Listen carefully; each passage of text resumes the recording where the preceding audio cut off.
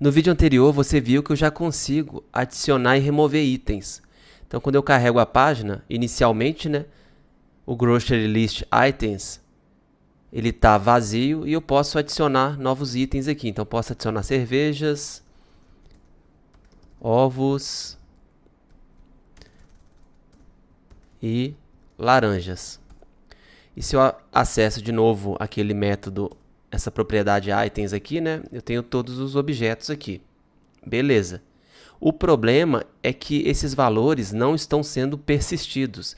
Eu estou adicionando apenas na memória aqui no navegador nesse momento. Se eu fechar meu navegador e abrir de novo, ou até mesmo atualizar aqui, dar um refresh, perceba que eu tenho um array vazio novamente. E é exatamente esse problema que eu vou resolver a partir de agora. Eu vou criar um método que salva esses itens em memória em um banco de dados local, um recurso do próprio navegador. A gente não vai usar um banco de dados de verdade nesse momento não, porque a gente vai ver isso a partir da próxima temporada. Mas a gente vai usar um método de persistência bem simples, chamado Local Storage. Então eu tenho aqui o Local Storage, que ele é bem simples, né? Ele é uma API aí do HTML5 que você consegue definir valores usando essa sintaxe aqui, tá vendo? E você consegue pegar esses valores também. Então vou até escrever um código rápido aqui para você entender. Então local storage.setItem, eu passo aqui o identificador da chave, né? Então posso colocar aqui name e colocar um nome qualquer aqui. Vou colocar meu nome aqui. E agora eu consigo usar por essa chave aqui, eu consigo usar o getItem e eu recuperei o valor, tá vendo? Se eu acessar a aba Application aqui no Google Chrome, é possível visualizar esse Local Storage, tá vendo? Eu tenho aqui uma opção de Local Storage, o meu IP aqui que é o IP local, e veja que aqui do lado, né, aparece a chave que eu criei name com o nome Arley aqui. Então esse valor é guardado, né, na memória aqui do Google Chrome. E o Google Chrome deixa isso salvo para você. Mesmo se você fechar o navegador e abrir de novo, essas informações vão estar aqui. Sabendo disso, como usar o Local Storage, agora eu posso criar um método aqui que salva os objetos que estão aqui dentro do These Items aqui no meu Local Storage. Então eu posso criar aqui um método, vou dar o nome de Save to Local Storage. Esse vai ser o nome do método. E aqui eu vou chamar aquele mesmo comando que eu mostrei para você ali no console. Então local storage.setItem. Vou passar uma chave aqui. Ops. No meu caso eu vou dar o nome dessa chave de Grocery List. Poderia ser qualquer nome, né?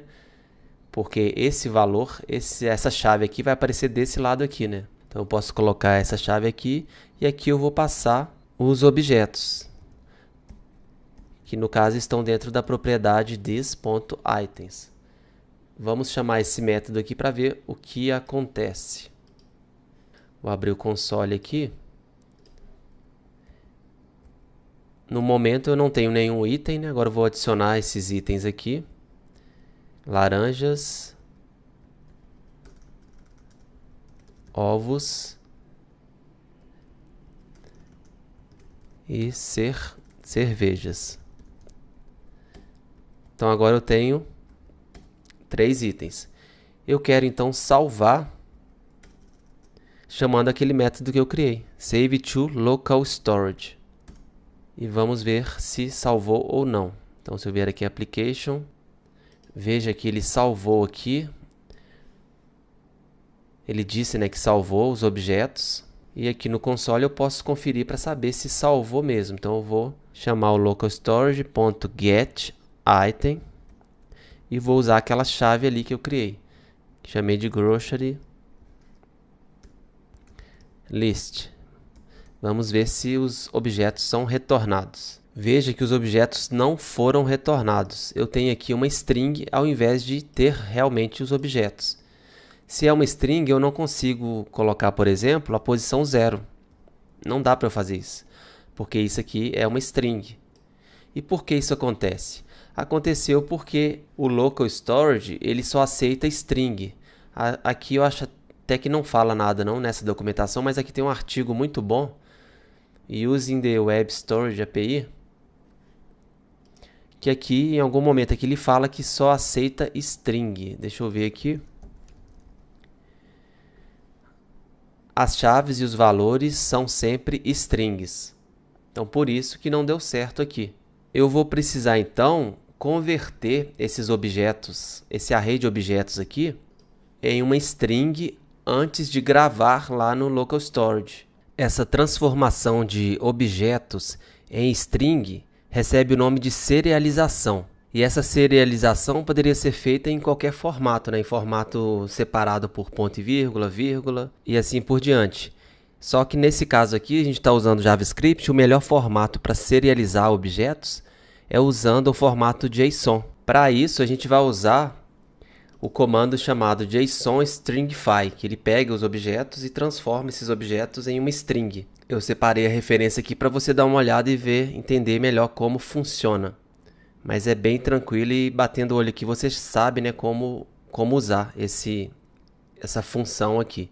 Eu vou até usar aqui para você entender, json.stringify e passa os objetos aqui. Então no meu caso está em grocery list, né, ponto items aqui.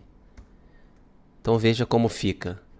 Ele transformou os meus objetos que estavam aqui, transformou esses objetos em uma string, lá no formato JSON, que é esse formato aqui muito parecido com o JavaScript, só que no caso aqui não são objetos, não é uma representação de objetos usando string. Então é exatamente isso que a gente vai fazer aqui no nosso método para salvar no local storage. Antes de salvar, né, a gente vai transformar isso aqui em uma string chamando esse comando aqui. Então vamos ver aqui, vou salvar, vou rodar de novo. Tem que adicionar novamente, né, os itens. Cervejas. Ovos. Laranjas. Então veja que agora eu tenho os 3 itens aqui. E se eu chamar o método save to local storage, ele vai salvar transformando já em JSON. Então vamos ver aqui na nossa aba Application. E veja que agora, né, aquela chave grocery list que eu usei aqui, armazenou os valores em string. Agora eu consigo recuperar isso facilmente e trazer para o meu JavaScript na forma de objetos. Então quando a gente for recuperar você vai entender, né, como isso é feito. Mas é bem tranquilo, é só usar uma outra função também. Até agora eu só trabalhei na camada de dados. Então eu já consigo alterar, né, incluir e excluir itens aqui na minha lista, na camada de dados. E até agora eu venho fazendo isso, né, direto aqui no console. O que eu vou fazer agora é amarrar a minha interface a esse método que eu criei aqui para adicionar itens. Então isso é bem tranquilo, que já que eu tenho os componentes aqui, né, eu só preciso agora, no meu caso aqui, acessar o componente input item e aqui nesse botão salvar eu vou chamar essa classe aqui, essa instância de classe no caso, né, esse objeto, o grocery list, que está aqui na memória, e vou chamar o método de adicionar. Então vamos acessar aqui grocery input item, vamos procurar aqui o método onClickSave e veja que eu já faço a validação aqui e no else, né, se o valor realmente foi preenchido, eu estou mostrando aqui no momento um console dir, uma mensagem. Então vamos adicionar qualquer item aqui, tomates, e veja que o objeto está aparecendo aqui embaixo. E veja que ainda não está interferindo na interface, né, que esses valores ainda estão fixos. Eu vou até tirar esses valores aqui, para a gente já começar a implementar realmente. Então o render, eu vou apagar totalmente o render.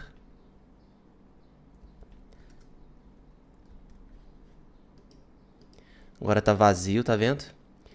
E agora eu consigo adicionar aqui ovos, mas ele só me mostra aqui embaixo. Ele ainda não está refletindo no grocery list items aqui. E é exatamente isso que eu vou fazer, bem tranquilo, né? Então já que eu tenho o objeto aqui no onClickSave, eu só preciso pegar esse objeto e salvar usando aquele método lá, que eu acabei e usei várias vezes aqui. GroceryList.add. Eu vou adicionar o quê? Vou adicionar esse objeto aqui. Somente isso. Essa é a vantagem de você trabalhar de forma modularizada. Você vai implementando seus componentes de forma separada e no final do projeto você começa a usar esses componentes. Então posso salvar aqui e vamos ver o que acontece. Então eu tenho aqui os itens estão vazios aqui, né? O array de itens. Eu vou adicionar um novo item aqui e vamos ver se adicionou.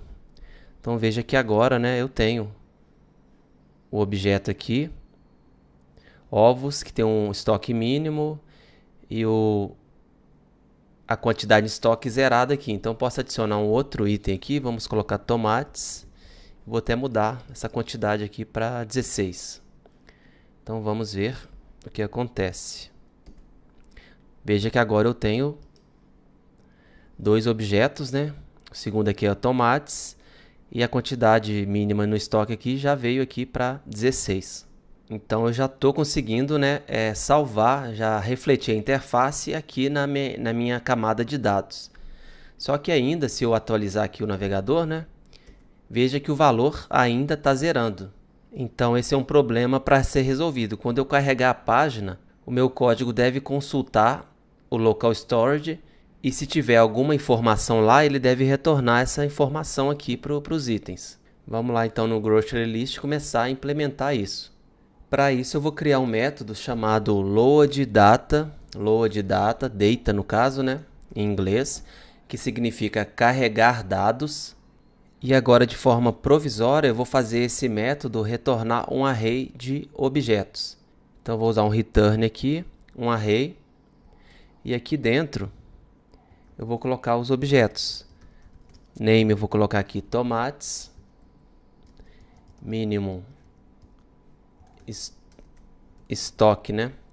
Vou colocar aqui 6 e amount stock eu vou colocar aqui 3. Então são dados provisórios. Vou colocar uns 3 aqui. Tomates, ovos,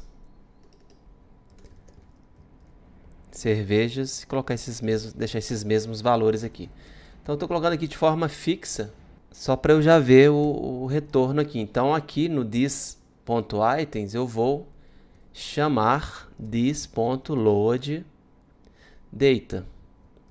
que vai trazer esses dados aqui. Então meu GroceryList items ele não vai iniciar vazio, né? Então quando eu chamar aqui a classe GroceryList, quando eu fizer instanciar essa classe, ele já vai chamar essa linha aqui que vai carregar os dados, que são esses dados fixos aqui. Então vamos salvar aqui para ver o que acontece. Então aqui atualizei, vamos ver. Veja, né, que eu tenho aqueles 3 itens aqui, tomates, ovos, então tudo fixo mesmo.